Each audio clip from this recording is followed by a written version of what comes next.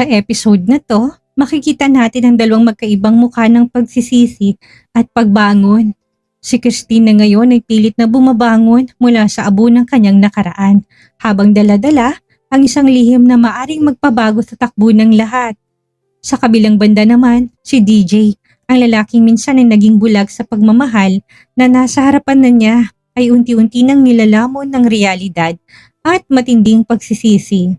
Ang dating queen na iniwan at nasaktan, muling haharap sa kamera ng may ngiti kahit nasa loob niya ay unti-unti siyang nauupos. Samantalang si DJ naman sa unang pagkakataon ay makakaranas ng pait ng pagiging isang stalker sa sarili niyang asawa. Magtatagpo pa kayang dalawang pusong parehong sugatan? O sadyang may mga kabanata sa buhay na kailangan ng isara at hindi na muling mabubuksan? Samahan niyo ako na silipin ng hapdi at pag-asang nakapaloob sa kabanatang ito. Tara, simulan na natin. Christine POV. Nakatayo ako sa balkonahe, nakaharap sa dagat. Malamig na ang simoy ng hangin, pero mas malamig pa rin ang nararamdaman ko dito sa loob ng dibdib ko. 2 araw na ang lumipas simula nang umuwi ako. Pero hanggang ngayon, hindi pa rin humuhupa ang sakit, ang bigat at ang kirot. Masakit, sobrang sakit. Parang bawat paghinga ko ay may tinik na humihiwa sa dibdib ko.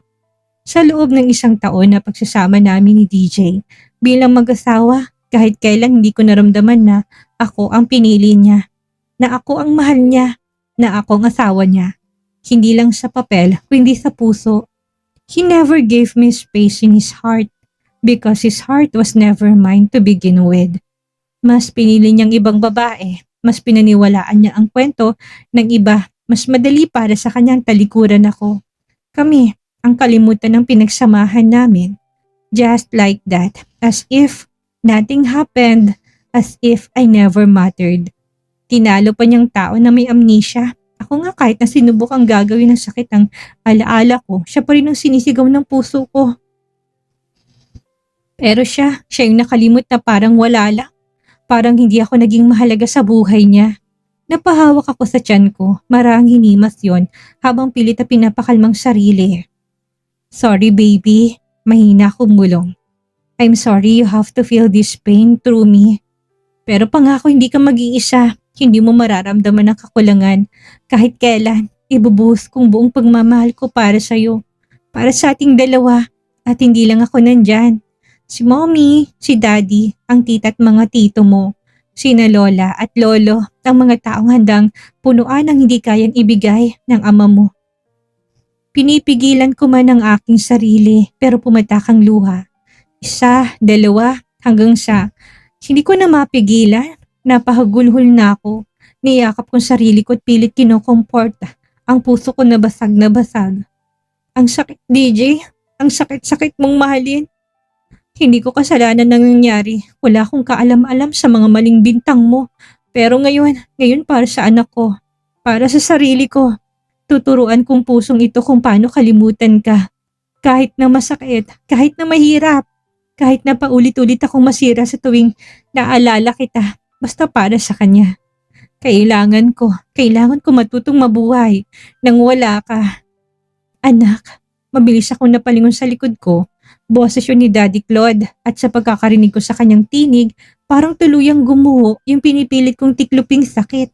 Para akong batang biglang iniwan ng ulan sa gitna ng kalsada, basang-basa, nanginginig at walang masisilungan kung hindi ang yakap ng aking ama. Napahagulhol ako, hindi ko na kayang pigilan pa. Daddy! Halos pasigaw kong tawag habang mabilis akong lumapit at niyakap siya. Niyakap niya rin ako. Mahigpit, buo at parang sinakop yung buong bigat sa dibdib ko. Kinaplos niyang likod ko na parang sinasabi niyang ligtas na ako. Tapos sinalikan niyang tuktok ng ulo ko. Ganun naman siya palagi. Tahimik ang paraan ng pagmamahal niya pero laging sapat. I'm sorry, pabulong kong sabi habang umiiyak. Hindi ako nakinig sa'yo noon. Akala ko kaya ko. Akala ko tama yung puso ko. I'm sorry, Daddy. Shh! Bulong niya. Walang dapat ihingi ng sorry, anak. Mas lalo ko napaiyak sa sagot niyang yun. May mga bagay talaga sa buhay na kailangan mong maranasan bago mo tuluyang maintindihan. Mahina pero klaro ang bawat salita na binigkas niya. Minsan kasi, kahit na anong payo namin, kapag hindi pa ikaw mismong nasaktan, hindi ka matututo. Hinawakan niyang pisngi ko, pinahid ang luha ko gamit ang kanyang hinlalaki. Alam mo, Christine, hindi sa lahat ng panahon, pusong dapat mong pairalin. Minsan kailangan mo piliin kung ano ang tama, kahit hindi yun ang masarap sa pakiramdam. Dahil hindi lahat ng mahal natin, kaya tayong mahalin pabalik sa paraan na gusto natin. Napapikit ako, dinadamdam ang bawat salita niya, parang mga palad na naglalapat ng gamot sa mga sugat ko. Mahapdi pero gumagaling. Hindi mo kasalanan na magmahal, patuloy niya. Pero ang mahalaga, naintindihan mo na ngayon ang halaga ng sarili mo. Yun ang pinakamahalaga sa lahat. Huminga ako ng malalim, pilit na pinapawi ang bawat piraso ng sakit. I thought love was enough, but it wasn't, Daddy. I wasn't enough for him. No, anak, sagot niya. You were more than enough. He just wasn't ready to love someone as whole as you. Napapikit ako ulit habang tinatanggap kong katotohanan na matagal kong nilabanan. Hindi ako ang kulang, hindi akong problema, hindi ako may pagkukulang. Ang mali lang, pinili ko ang taong hindi pa buo. At the end, kahit pa may hapdi, may konting kapayapaan ako nararamdaman. Daddy, thank you for being here. Ako dapat ang magpasalamat, sagot niya. Dahil na kahit nasugatan ka ngayon, lumalaban ka pa rin. Tumango ako kahit puno pa ng luhang mga mata ko. Para sa anak ko, para sa sarili ko. Daddy nodded. Good, Anya. Dahil yan ang anak ko si Christine. Pwede ba ako sumali? Napalingon kami ni Dad. Pagkakita ko sa kanya, hindi ko na rin napigilan. Parang may biglang sumabog na naman sa dibdib ko. Ang Mommy Maria ko. Simula nang dumating ako, wala nang isang salita mula sa kanya. Wala ring tanong at wala ring sermon, basta niyakap lang nila ako ng mahigpit at bumulong sila ng welcome home. Pero ngayon sa simpleng tanong na yon, bumigay na naman ako. Mommy! Hiyaw ko parang inagawan ako ng candy. Niyakap niya ako ng buong buo. Mabilis at puno ng init at pagmamahal. Walang pag-alinlangan, sumunod si Daddy. Sabay nilang niyakap ako ng kanilang mga bisig na para bang sinasabi nilang, kahit na anong mangyari, Christine, nandito kami para sa'yo. Biglang saglit kaming natahimik. Ako humahagulhol na naman. Sila niyayakap lang ako sa paraang kay tagal kong inasam mula sa iba. Pero dito ko lang pala makukuha ng buo. Sa pamilya ko, sa mga magulang ko. Walang makakatalo sa parents' love. Yung pagmamahal na hindi kailanman kailangang suklian para manatili.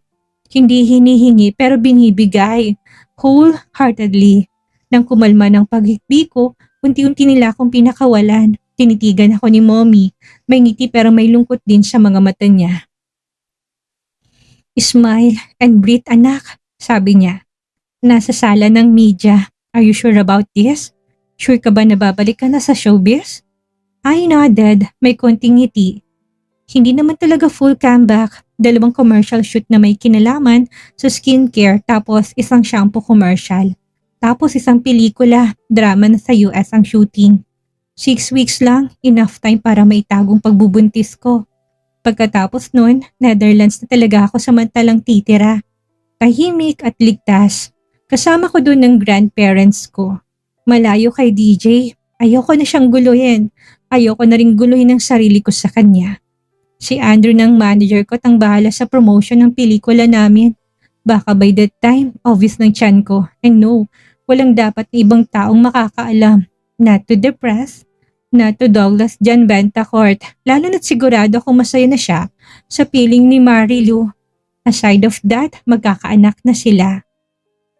Kaya't para saan pa para ipaalam ang pagbubuntis ko. Inakay ako ni na Mommy at Daddy papunta sa sala. Nandun na si Gemma, tahimik pero laging handang sumalo sa akin at ang manager ko. Ngumiti nang makita ako. Alam nila, pareho nilang alam ang lahat, pero my secret is safe with them. Pag upo ko sa harap ng media, agad na nagsimulang mga tanong. Miss Tin, what made you decide to come back? Ngumiti ako. I think it's the right time. I just wanted to do something for myself again. Something that reminds me who I am. What are your upcoming projects? I have 2 commercials lined up and then a film shoot in the US. Nothing major, just a short commitment. Is it a full comeback? No, just a brief return. I guessed, if you may call it that. Ilang minuto pang mga safe na tanong, kinaya ko pero alam kong hindi matatapos ang lahat sa ganun lang. Miss Tin, isang babaeng nagsalita. Sorry but people are curious. What happened to your marriage with Dr. Bentacourt? Are you two still together? Sandali ako natahimik pero sanay na ako sa ganito. I won't deny it, sagot ko, kalmado. Hiwalay na kami. Maybe that's what happens when love isn't enough. Kung hindi kayo para sa isa't isa kahit na anong pilit, nauuwi rin sa hiwalayan. Malungkot ako pero hindi ko pinahalata. Natahimik ang buong paligid. Lahat nakikinig. And do you think it was a mistake? Napatingin ako sa kanya. I took a breath and I shook.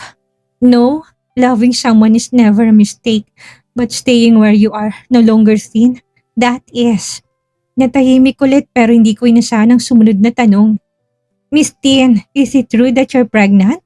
May nakakita raw sa'yo kahapon sa isang hospital at nagpapa-check up. Is that true? Parang may nagyelong hangin sa pagitan ng dibdib at lalamunan ko. Natuyuan ako ng laway. Napatingin ako kay mommy, kay daddy, sa manager ko, kay Gemma.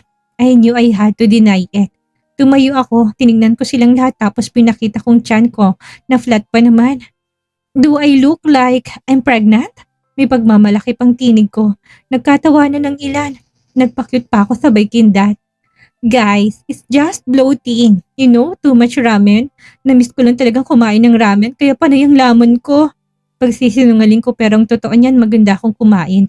Dahil nga siguro buntis ako. Gumanon man ang dahilan ko. Naglipa ng tiwanan sa lahat. Pero sa ilalim ng ngiti ko, naroon pa rin ang katotohanan, hindi ko napakayang aminin. Miss Tin, last question na lang po. Mahal mo pa ba ang asawa mo? Parang tumigil ang mundo ko sa tanong na yon. Tagos sa puso ko, then parang may humila sa lalamunan ko pababa sa sikmura. Pero hindi ako pwedeng magpatalo, hindi ako pwedeng matalo sa emosyon. Ngumiti ako, small, polite, and practiced. At sumagot ako, matatag pero punong-puno ng kasinungalingan. No, I don't love him anymore. Hindi ko na siya mahal. Paulit-ulit ko yung sinabi sa utak ko, hoping the lie would eventually become my truth. Pero habang sinasabi ko yun, ramdam kong unti-unti akong nauupo sa loob. Parang may hinihiwang parte ng sarili ko na ayaw pa ring bumitaw, pero kailangan. He was just part, a chapter in my life that I've already closed. Dagdag ko, eyes straight to the camera. And some chapters are better left closed, sealed, and never open again. Ngumiti ako pero ang totoo, sumasakit na naman ang dibdib ko. Kasing sakit ng unang beses na iniwan ko siya. Masakit pero kailangan. Dahil minsan kahit na mahal mo pa, you choose peace over love. You choose yourself at sa harap ng mga ilaw ng kamera at mga matang naghahanap ng butas sa puso ko, pinili kong magsinungaling para sa batang nasa sinapupunan ko, para sa sarili kong kapayapaan at para kay DJ na sana masaya na talaga sa piling ng iba. Douglas Jan, POV. Pagpasok ko ng clinic, ang unang tumambad sa akin ang balita sa telebisyon. Christine Madrigal spotted sa kanyang second media appearance pagkatapos ng hiwalayan nila ng asawa. Tumigil ako sa pagakbang para may biglang humila sa atensyon ko. Napalingon ako sa TV na nakasabit sa dingding ng reception area. Tahimik ang buong clinic, pati mga pasyente kong kanina pa nag-aantay. Lahat nakatutok sa screen. Nasa screen siya, pagbaba niya sa van, parang slow motion ng lahat. Lahat ng camera sa kanya nakatutok. Ang lakad niya, yung taas ng ulo niya, yung ngiti niyang hindi ko na matandaan kung kailan ko huling nakita. Ang dating Christina palaging malungkot, palaging may luha sa mata dahil sa akin, wala na. She looks so different. Mas maganda, mas confident, mas may buhay. Pero ako, I'm just here, stuck. It's been a week. 1 linggo mula nang tuluyan siyang umalis sa bahay ko. 1 linggo na hindi ko na siya nakita. Hindi ko na siya naramdaman. At sa 1 linggo na yun, paulit-ulit kong sinasaktan ang sarili ko. Bawat chismis, bawat article sinusundan ko. Hindi lang dahil gusto kong malaman ng totoo, kundi dahil gusto kong makita siya kahit nasa screen man lang. Masilayan ko siya. Minsan pa nga bumibili pa ako ng magazine na siya ang cover. Sinasabihan kong sekretary ko na bilhin lahat na may kinalaman sa kanya. Pati sa FB, I stalk. Insta, I check. Paulit-ulit ko siyang pinapanood kahit sa mga fan page niya. Nag-aabang ako. Nakakatawa no? Ako yung asawa. Dapat ako yung kasama niya. Dapat ako yung may alam sa lahat na nangyayari sa kanya. Pero ako ngayon ang tagapanood. Stalker. Minsan gusto kong maniwala sa tanong na reporter sa kanya na buntis nga siya. Na kaya ayaw niya ng teleserye ay dahil gusto niyang itagong pagbubuntis at yung 6 weeks na shoot sa US, excuse lang para lumayo. Ayaw niya ng intriga, ayaw niya ng gulo. Pero kahit na gusto kong paniwalaan yun, wala pa rin akong lakas ng loob para alamin ng totoo. Kasi paano kung totoo nga? Paano kung hindi na ako kasama sa buhay niya? At dagdag pa ang gulo ko ngayon kay Marilu. Tinatakot ako ng babaeng yun. Mas lalo lang ako nalulunod sa gulo ng sarili kong piniling buhay. Akala ko noon tama ako, pero ngayon wala na siya. Saka ko lang na-realize kung gaano ko kamali. I miss her so much. Hindi lang dahil wala na naghihintay sa akin sa bahay. Hindi lang dahil walang nagluluto ngumingiti sa akin tuwing uuwi ako. I miss the little things. The peace, the light, the quiet joy na siya lang ang may dala. Pero sinayang kong lahat at habang nakatitig ako sa screen, habang pinapalakpakan at sinasabing the queen is finally back, ako naman alam kong I'm the one who's never coming back. Pagkawala ng broadcast, mabilis akong pumasok sa conversation room. Bago pa man bumagsak ang luha ko sa harap ng mga pasyente ko, kailangan ko nang maitago. May tagong kalungkutan ko. Pagkapasok ko sa consultation room, hindi ko na pinigilan. I closed the door behind me and leaned back, my heavily on my swivel chair. God, napapikit ako. Pilit na tinatagong sakit na kanina pa pumipiga sa puso ko. Pero hindi ko mapigilan. My shoulders started to shake and my chest felt so tight. Para ko inuubos ng bigat ng lahat. Hindi lang basta lungkot itong nararamdaman ko. This is regret. Too much regret. Yung klase ng pagsisisi na kahit ilang ulit mong balik-balikan sa isip mo, alam mo wala ka nang magagawa para baguhin. Umalis na si Tina and it's all on me. She was hurting and I ignored it. She was fighting for us and I let go first. And now she's out there, blooming, shining, smiling. She doesn't need me anymore. While I'm here, I'm this clinic pretending I still have control of my life. Pero ang totoo, I'm barely holding it together. Nalulunod ako sa sakit. Mas miserable ako ngayon kaysa noon. Because back then, I thought she left me. But now I know she had every reason to. I'm terrified. Terrified that she'll forget me completely. Terrified that someone else will love her better. Give her the peace I never did. Napadilat ako nang may marinig akong katok. My heart skipped. Reality knock, literally. I wipe my face quickly. Fix my posture. Wear my casual, usual calm. Doctor mode. DJ, pero sa loob-loob ko I was still falling apart. After 8 hours sa clinic na para bang wala akong ibang ginagawa, kung hindi magkunwaring okay, I couldn't bring myself to go home. Ayoko umuwi ng gising pa ang utak ko. I needed something to the noise. So I drove straight to the bar. 1 drink, turned to 2, 2 to 4 hanggang sa hindi ko na nabilang. And just sat there.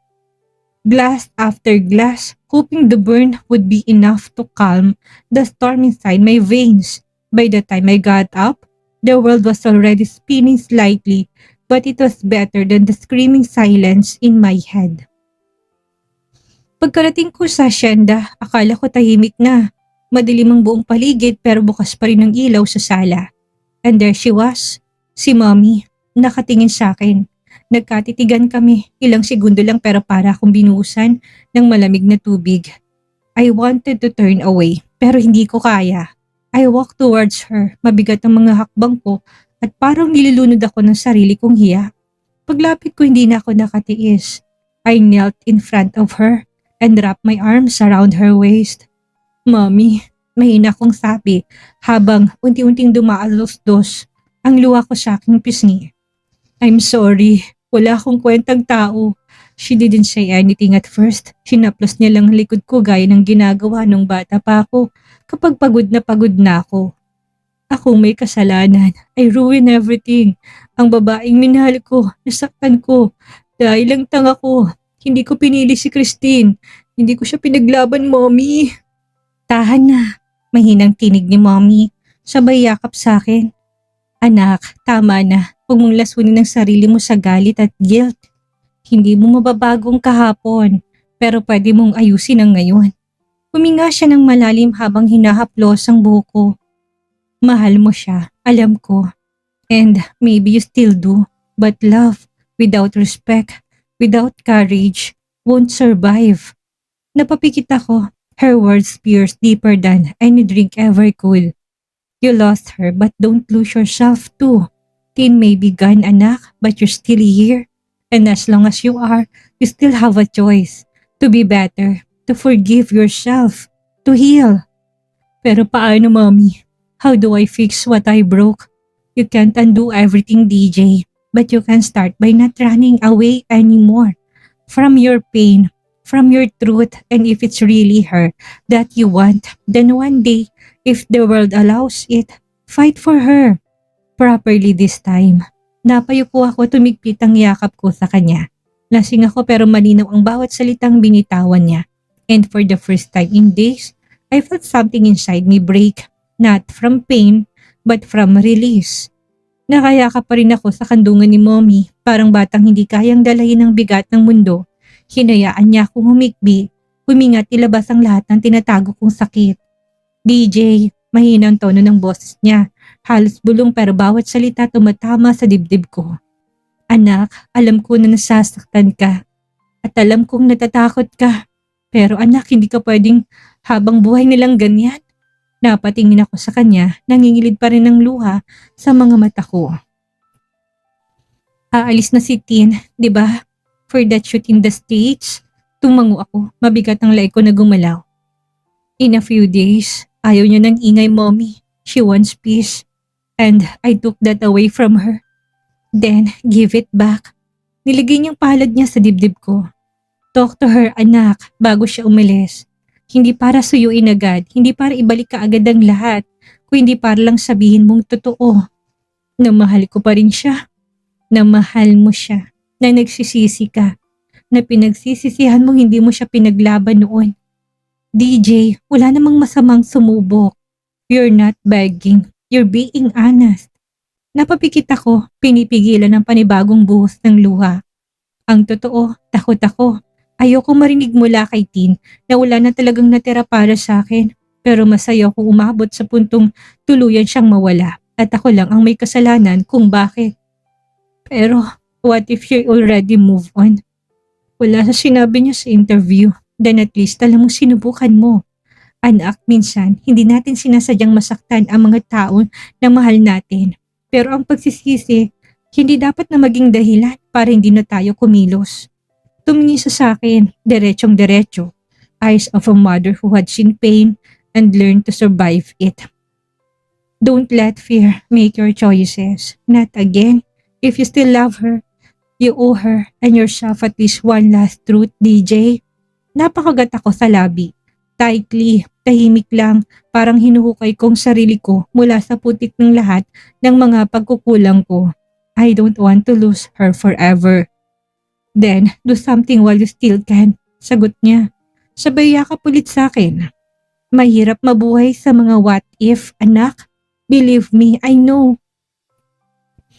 Huminga ako ng malalim. Hindi pa malinaw sa akin kung paano ko siya harapin, pero malinaw na kailangan ko siyang harapin bago siya tuluyang lumipad sa Amerika. Bago siya mawala na hindi man lang ako humihingi ng tawad. Susubukan ko na bawiin siya. I know I made the worst kind of mistake. I broke the heart of the only woman who ever truly loved me. At sa interview niya, nung nakarang araw na napanood ko, she's saying she doesn't love me anymore. With that calm, almost polite smile, I hurt her over and over again. And now, I'm paying the price, but I want her back. How twisted is that? Hindi ako sigurado kung may karapatan pa akong tumingin sa mga mata niya. Pero hindi na ito tungkol sa karapatan. This is about trying one last time to fight for the woman I should never lost. I'll beg if I have to. Because even if she says she doesn't love me anymore, I still do. God, I still love her. Sana mapatawad mo pa ako, Christine. Ang aral na mapupulot natin sa kabanatang ito ay napakahalaga. Huwag nating hintayin na mawala ang isang tao bago natin ma-realize ang halaga nila. Minsan nakala natin may bukas pa para itama ang mga pagkakamali, pero may mga pagkakataon na ang sorry ay hindi na sapat para ibalik ang tiwalang winasak na natin. Ang pagpili sa sariling kapayapaan, gaya ng ginagawa ni Christine, ay hindi pagiging selfish. Ito ay paghilom. Sa tingin niyo ba, ay may pag-asa pa bang makahingi ng tawad si DJ kay Christine? Bago pa man to, tuluyang lumipad patungong Amerika. At ano kayang magiging reaksyon ni Christine kung sakaling magtatapat na ang kanyang asawa? Naku, pakaabangan sa susunod nating kabanata.